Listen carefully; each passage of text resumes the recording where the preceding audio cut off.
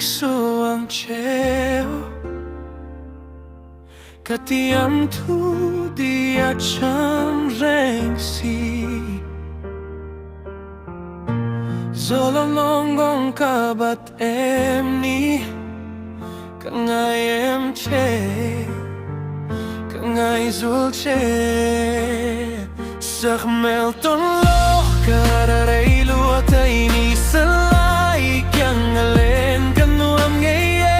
Arem silo Chuan tulalya Mangay si ching Vang ko moy tu Kangay em cheril kahaye Zung pur valhi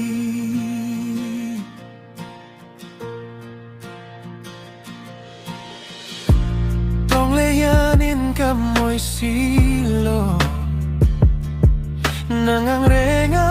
lumindung di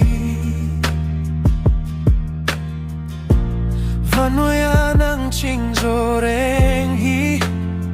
An piang leyan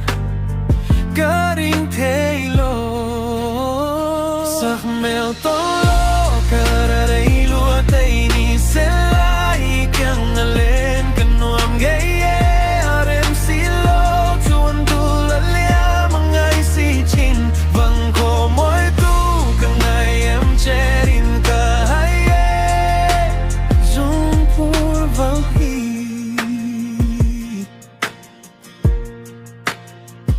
Tiyan plong ten kazot ng che Izun gari ang minom playro Katua zolong itelo chuan sel na ang kachupur sel na ang kangayem che